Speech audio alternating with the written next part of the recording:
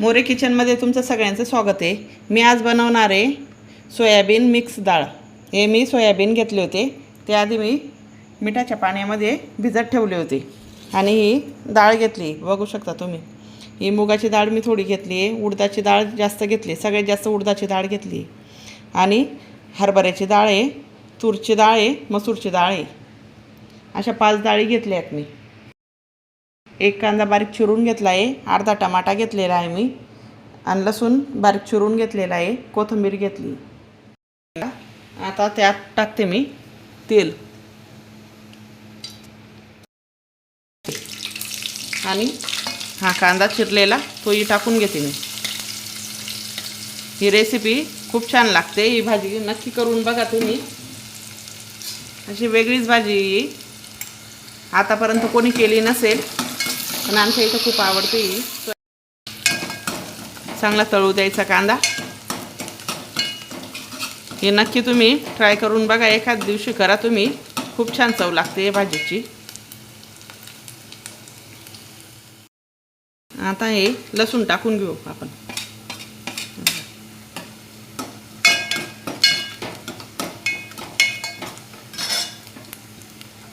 त्यानंतर आपण हा टमाटाही टाकून घेऊ।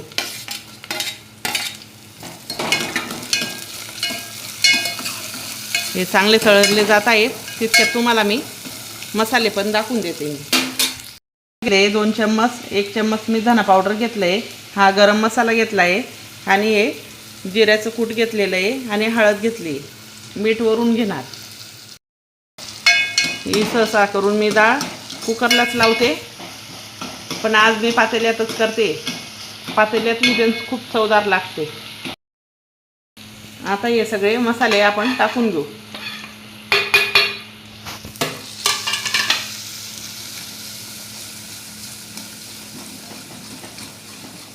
थोडीशी वरून कोथिंबीर टाकू आपण। सोयाबीन चांगले धुतलेले आहेत आणि भिजवून घेतलेले आहेत, आता ते पण टाकून घेऊ आपण। यांना पण चांगलं मिक्स करून घेऊ, चांगले मसाल्यांमध्ये परतून घेऊ। आता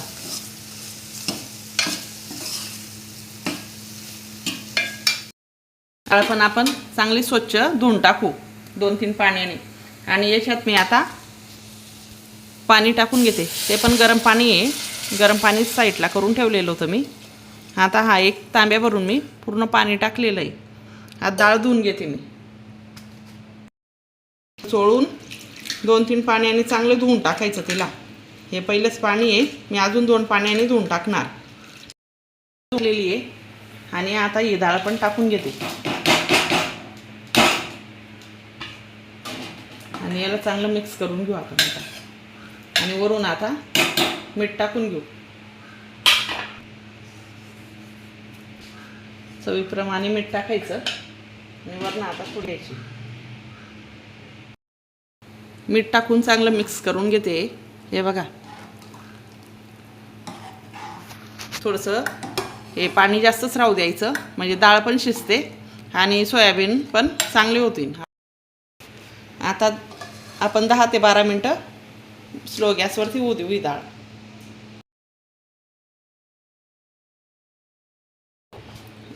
आता 5 मिनटं झाले, आपण झाकण काढून एकदा खालीवर करून घेऊ डाळ। हे बघा, बऱ्याचपैकी शिजलेली आहे, अजून बाकी आहे, 10 ते 12 मिनटं लागतातच। आता परत आपण झाकण ठेवू।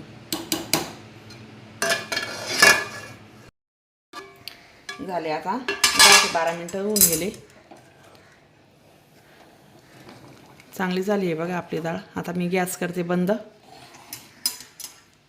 नुसते मुलं असे सोयाबीन खात नाहीत, डाळमध्ये मस्त खाऊन घेतात, मग मटणाच्याही भाजीला फेल करणारी राहते ही डाळ।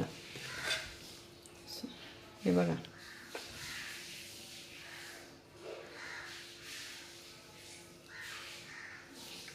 आणि गरमागरम भाकर या मग सोयाबीन मिक्स डाळ खायला।